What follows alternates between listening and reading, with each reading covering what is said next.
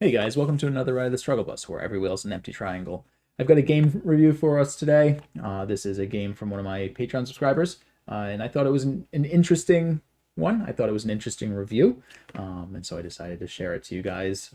Just like the other reviews I do, it's not really edited. It's just kind of me talking to the person who was playing the game, but still lots to learn in this one.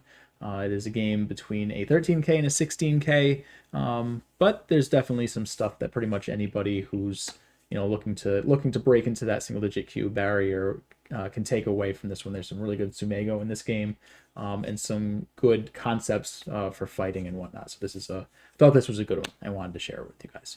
So anyway, let's jump into the review. Hello, Brian, and welcome to your next and potentially final Patreon video review, because as you know, you have upgraded to the Daily Commuter, which is pretty awesome. But you still have this video coming your way.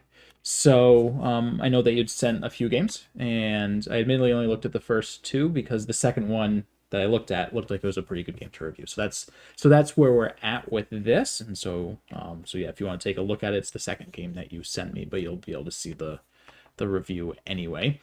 Which reminds me, let me turn on the review so that this is a review proper. So we are black this game. We are playing against a 16K, and some stuff comes up fairly early, some important stuff. And so I think that's one of the reasons why this is a good one. And then some interesting stuff came up later in the game as well. So let's dive into it. So we're black this game. We've got the rules right there on the side of the screen. So some of my comments will be to that.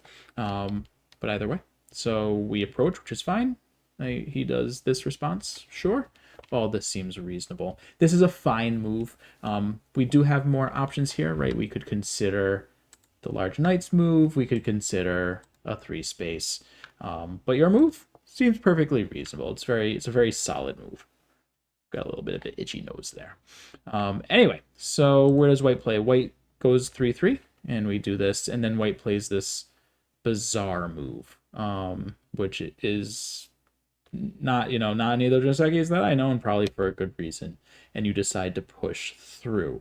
Now here, though, I think you Atari on the wrong side, because this allows white to connect, and we could have Atari on this side, and then ended up capturing these two stones, because we've got 3 liberties and white only has 2, so white is not going to be able to survive here. So this would be a pretty detrimental loss to white.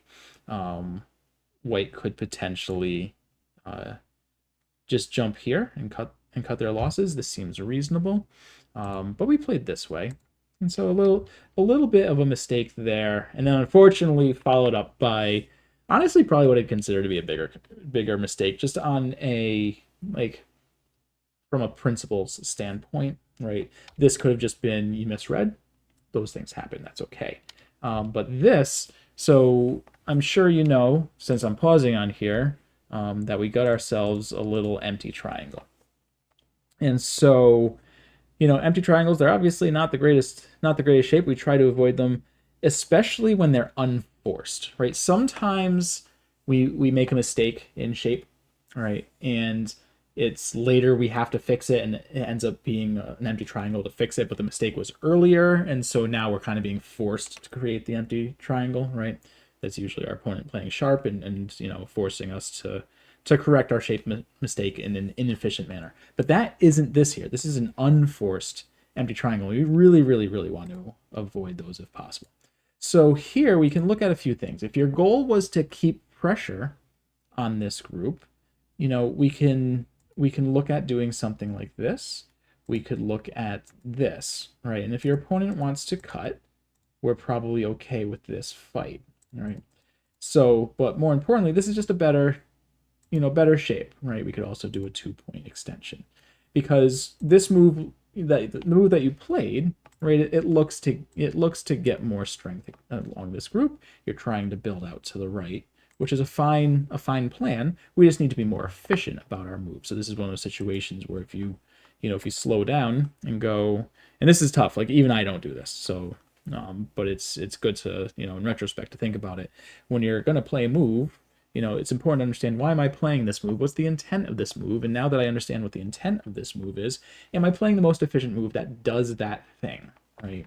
And the empty triangle is almost never the answer for that. Sometimes we need to play them, but this is not it.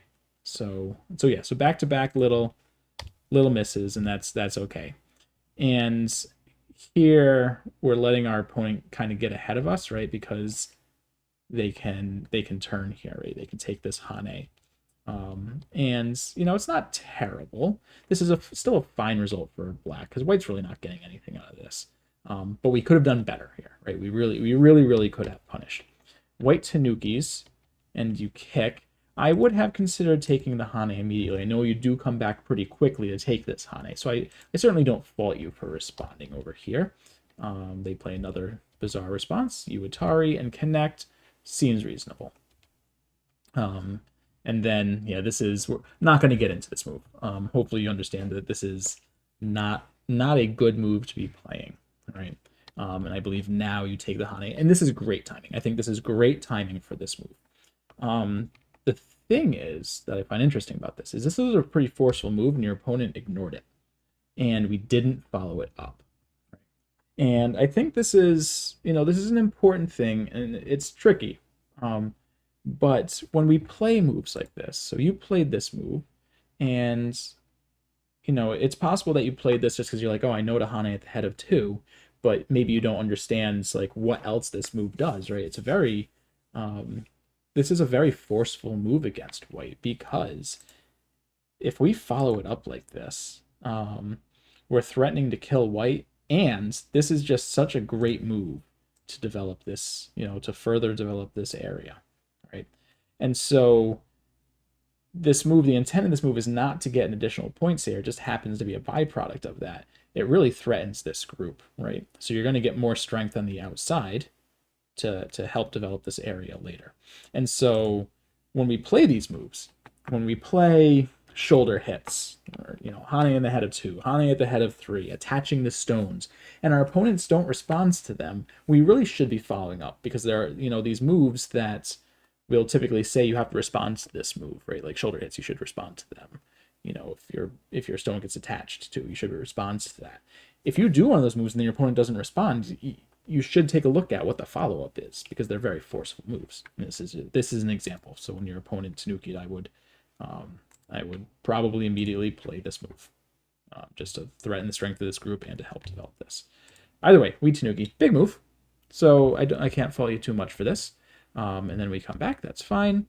And then we make, I think we make some good and some bad decisions with this move. I'm very glad to see that you did not play a move like this. We'd be having many more comments if you had made a move like this. So I think coming out into the center is the correct decision. I just don't like this move for it. So this is kind of coming back to the empty triangle on the bottom. Now that we've determined that you want to come out into the center, what's the best move to do that? And I think this is just a little too slow. I'm really looking at 2 moves. So if you want to come out into the center, I guess I'd be looking at 3 moves.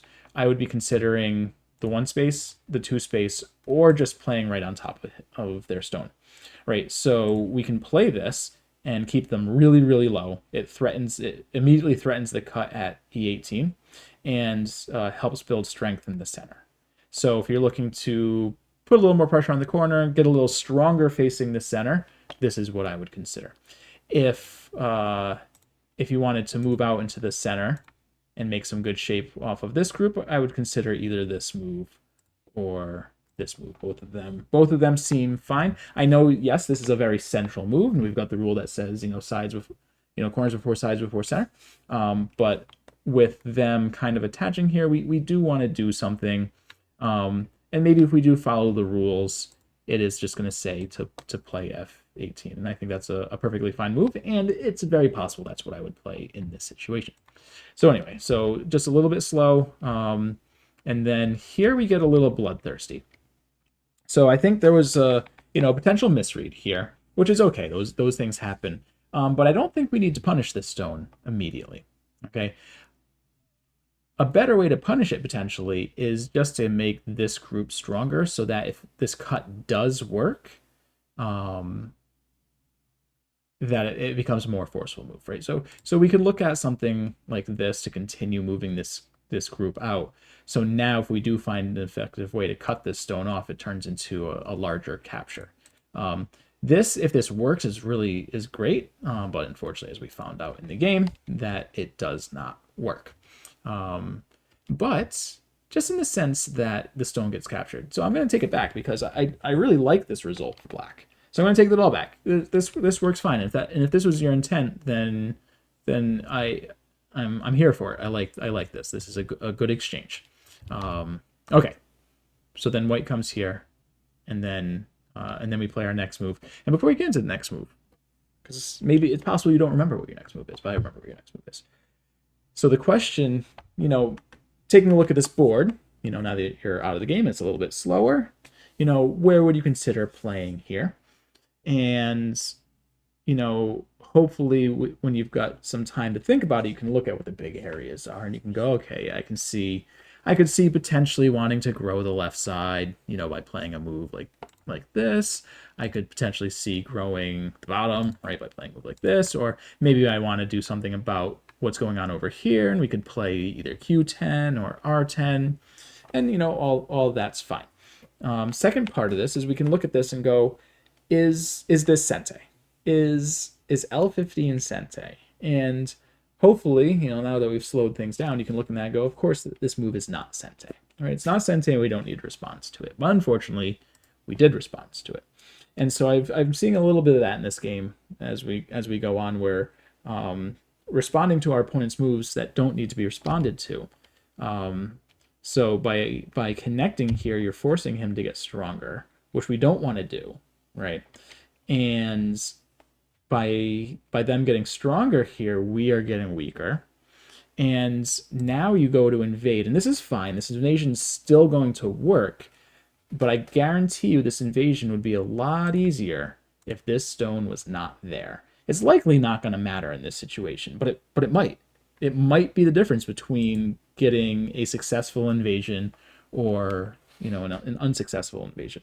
Of course, if our opponent responds like this, it's going to be pretty hard to turn this into a bad result. Here, similarly to when they played F18, we can look at this as an attachment, right? If instead of playing here, our opponent had played here, you would be considering to extend or connect or Hane, right? And this probably wouldn't necessarily be the move, but it could be. I guess let me do it the other way. I like this demonstration better if I play here. If we played here and our opponent played here, we would likely just be considering one of these two moves, right? We would be considering the extension, or we'd be considering the Hane. And I think this is a perfectly valid move, right? It's one of the two options, and this looks like a good result for us. Now, when we play here and they play the diagonal, it's like they've attached to us, and we can play here and we get this is the same exact position, right? This threatens to kill the stone, right? If white wants to try to surround you, you can just play here and the stone's dead and we're going to be alive, okay? And so that threatens to get this stone, and if white comes back, you now have a nice easy move to get good shape. But notice, again, how much more comfortable this move would be if this stone wasn't here. Now there's really nothing, granted this black stone wouldn't be here either, but it's much tougher to contain this without those stones here. But now now that we've made this exchange, it could potentially be a little tougher. White could get a little more bold and play something like this, and it's going to be tougher to break through this because of that stone there, just as an example. But either way, when we play here, I don't like jumping away. I think we can just pressure their stone, right? And go from there. This just needs to be a reduction. We don't need to get everything out of this. Okay, so our opponent plays this, we extend, and things can potentially get bad here, right? If we let them get the Hane at the head of two, right? Because it can come with a double Hane, and it's just all sorts of trickiness. Fortunately, our opponent plays this for whatever reason. I refer to this shape as asking to get kicked in the balls, because we've already got a stone here, and they're just leaving the gap, and they are just asking us to just kick them in the balls. That is my very blunt euphemism for this situation. And you do, they ask and you oblige, and then they block, and then we play this, and they have to connect, right? And so now everything's all fine and good. And the Tanuki, I'm unsure about the Tanuki. We're winning here, so I don't think we need to be too crazy. And the reason I say we're winning is white still has this burden on the bottom left, has a quite large top right, and then pretty much nothing here, and then a small corner here. We're going to get a pretty big corner here, and then whatever this monstrosity turns into. And so really, it's our game to lose at this point in time, and the way, and so we need to make sure that we're not leaving any weak groups behind.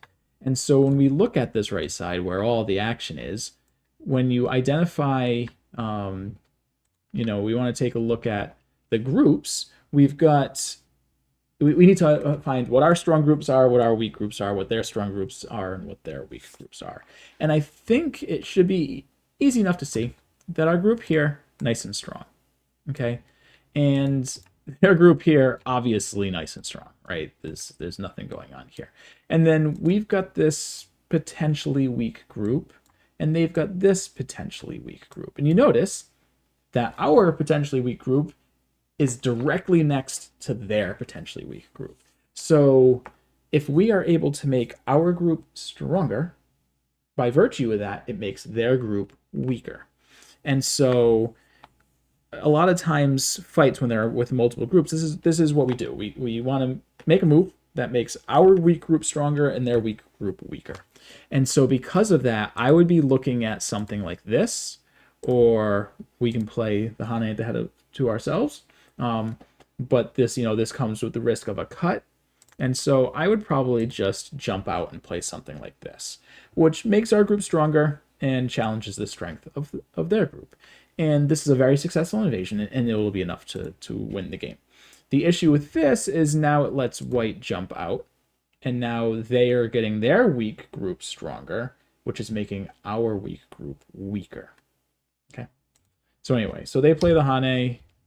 At least you double Hane. But now, if white had played the good shape point, right, instead of playing the empty triangle, again, this is the same thing. We are not being forced to play this empty triangle. We should find a better way to do this, and that better way is this. This is a pretty tough move, because again, we're going to be able to get the double Hane, which is going to be like the same exact shape, but now white's going to be able to finish with this very strong shape in the center.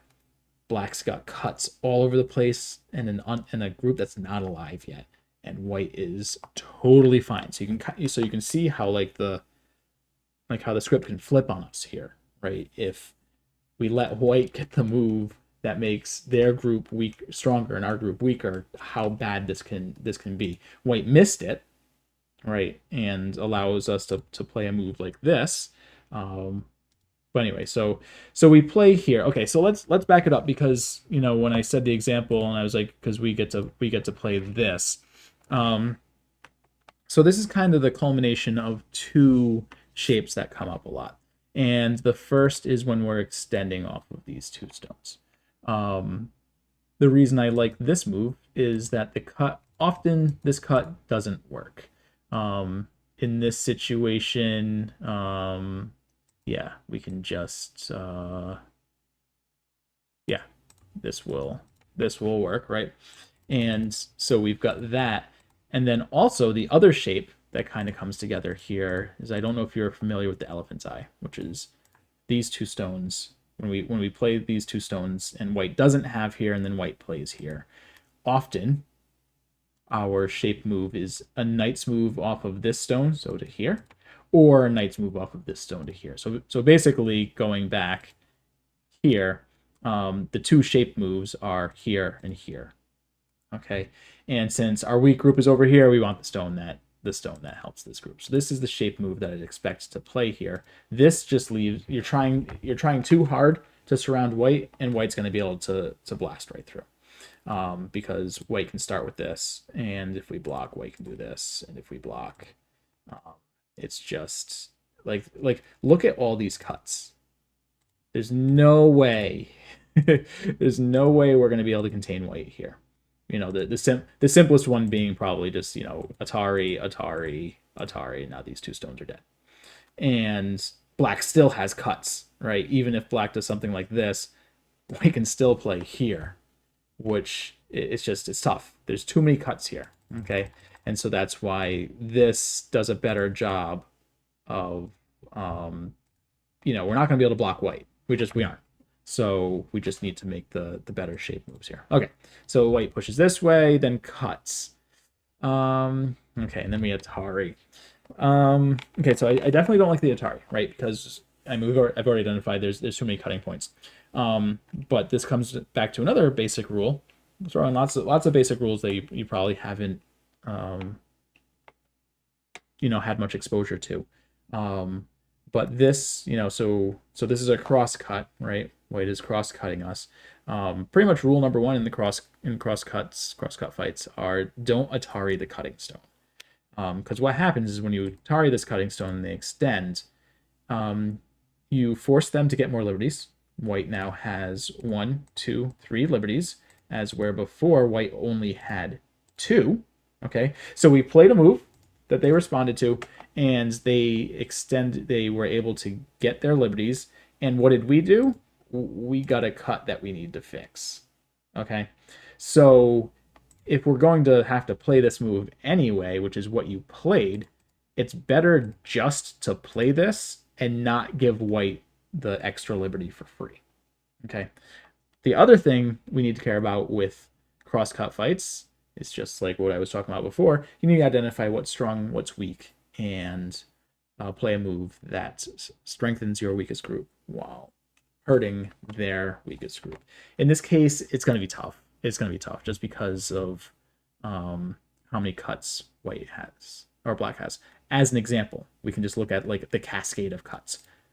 White can play here, black extends. Now white can Atari this, and even Atari this, right?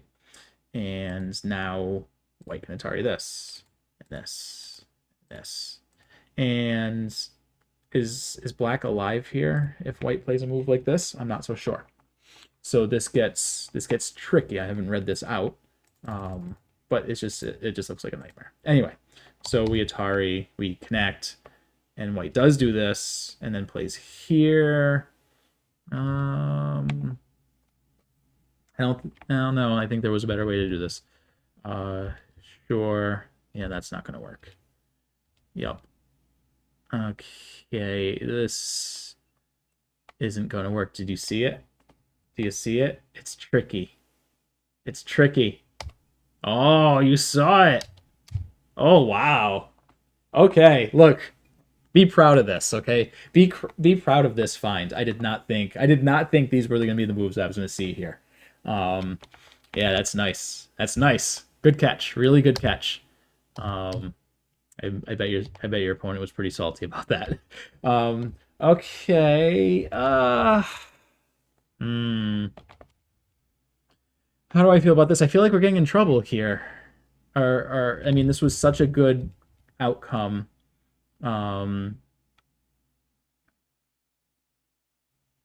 What would I do as black here? Maybe play this shape again, right? Because it's going to be the same exact thing, right? Where we get to ladder there. I feel like this is probably the direction we need to move.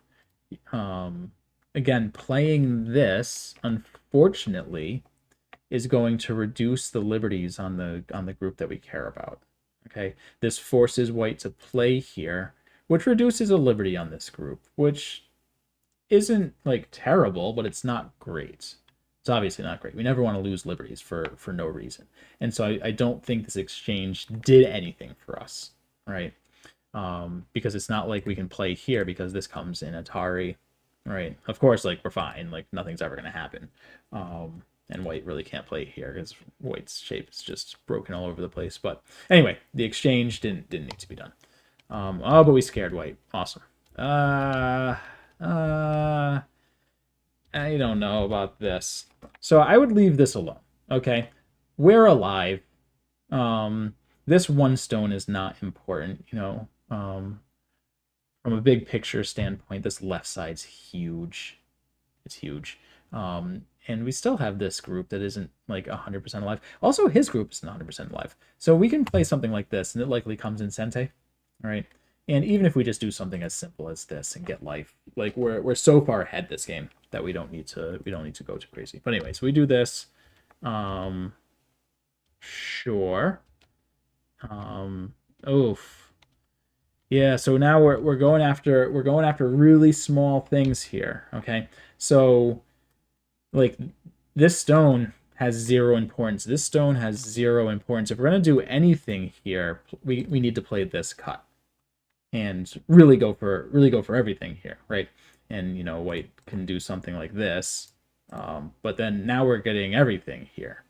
Um, the other big issue is white just played this move, which weakens this group, right? And are we 100% sure this group's alive? I'm not so sure, right? If our opponent plays something like this and then this, you know, are we alive? Maybe, probably. I don't know. It's hard to say. It's hard to say. There's lots of stuff here, and again, we're so far ahead that I would want to make sure that this is 100% alive. So I would probably play, just keep it real simple. Just go, we're alive, and this game is over. But anyway, so moving on. Yeah, so now we're again like so. I'll send you a video after this that goes over when we should be capturing and/or sacrificing stones, and hopefully, after you take a look at that, you'll understand why I'm harping so much about capturing this stone, because it's a very, very unimportant stone on this board. Okay, yeah. See, like, look at what white is able to do here, and like how much white was able to reduce this.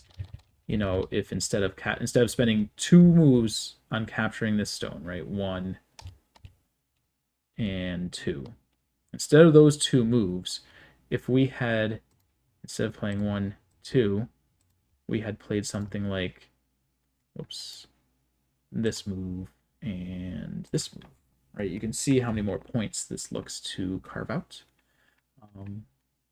than just capturing those 2 stones. Anyway, so moving on. I mean, the game's still like 100% over. So, okay. Okay, we're potentially getting in trouble here, though. We're running low on eye space, right? And white's missing it too, also with the power triangle. But again, we're getting to some potentially scary stuff, right? We can't do this because now we die, and then we've got this, and are we dead? Are we alive? I don't think we're alive. So we really gotta be careful here. Really, really gotta be careful here. Okay, so finally, okay. We're probably okay now. We're probably okay. Hard to say. Sure, that seems reasonable. Yep. Okay. So yeah. So at this point, this game is really over. Really, really over. Okay, because we're alive. Ooh. Well, we're alive. Now we're not. We are no longer alive. We are in fact quite dead. Are we dead in Gote? We might be dead in Gote. Oh no. Oh no. I'm gonna leave this. I'm gonna leave. You wanna know what? I'm going to leave you and any. I'm gonna leave you to take a look at this and let me know what your thoughts are. Does white even need to play a move here to kill this group? I'm not so sure. I'm not so sure. Definitely 100% dead if white plays a move. But yep. Oh no. So actually no, this still is dead. Still is dead. Okay, still is dead. Yeah. So they got us there. They got us there. So coming back to this, the other question is, can we find a move that that gets us life here? Because I think I think we can. Oh God, are we just dead? We just might be dead. I don't want to spend too much time on this, but because we're not doing Sumego here, but I'll leave it for you. This just might be dead, and again, this kind of comes back to my concerns of what I was saying, right? You know, the only way we're really losing this game is if we lose that group, and that happened, right? That happened. We did end up losing that group, so we get this. Okay, so now his group's dead, which is awesome. Did we need this? I don't think we needed this either, but that's fine if we want 100% kill. Sure. I mean, this is one of those things. If we needed a move here, then we needed to play it like 30 moves ago. But I don't think we need a move here. I don't think we need a move here. Interestingly, though, maybe this turns into a Liberty race. I don't know, because White's not locally alive either. There's a lot of stuff going on here. Okay, so sure, yup, and then we play this. Just so with this, like, hopefully you have the confidence that you can kill anything that goes in here. I'd at least play this move first, because you know White's gonna follow it. You know, because we're in endgame. We know that this is going to happen. At least make this exchange first, and then maybe this. But yeah, because yeah, White's not gonna live in there. Okay. Well, sure. Okay. Yep. More empty triangles. At least take the Atari. At least just take the Atari and then play here. We're not gonna trick him with nonsense like this. Well, we might, but okay. Sure. No. Right, we're okay. We don't need to protect that. And we've got this nice little move here that's worth a couple of points, right? Oh, can't do that. Nope, can't do that, Gabe. Never mind. Disregard. But that's still not the move. Okay, yeah. So anyway, so this game is totally over, except there's some fun little stuff here. We passed. We played this, so I find it interesting because this does not threaten to get any eyes. So it's real simple to just connect here. But that's not what we did. We did this, and then White passed. And I find that interesting. Because I think White is winning this game now. But then White passed, and Black passed, and the game ends with Black winning. But there were some shenanigans here. And the fun kind of shenanigans. Well, for White. Shenanigans for White, because White has this Atari, right? And so we capture, and now we're in a co. And you know, I love co-fights. Co-fights are fun, especially co-fights like this, because, well, not for us, for our opponent, right? This is fun for our opponent. But for us, not so fun, because pretty much anything that White gets from this is probably going to be enough to win, including just a move like this, right? And we go here, and now when White takes here, I don't know that we have a co-threat large enough to elicit a response. I'm not so sure.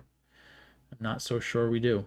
And so yeah, so I think we lose the game. We lose the game there, but our opponent missed it as well, because it's a little tricky to see.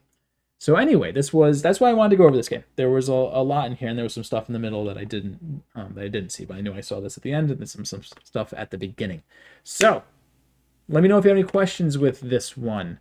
You'll be seeing plenty of more reviews from me, though they will be through text and not through video.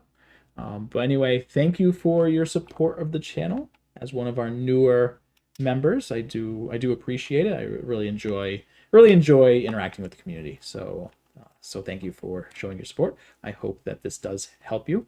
But anyway, welcome to the bus. Thanks for coming for another ride in the Strugglebus, where every wheel is an empty triangle. Have a good one.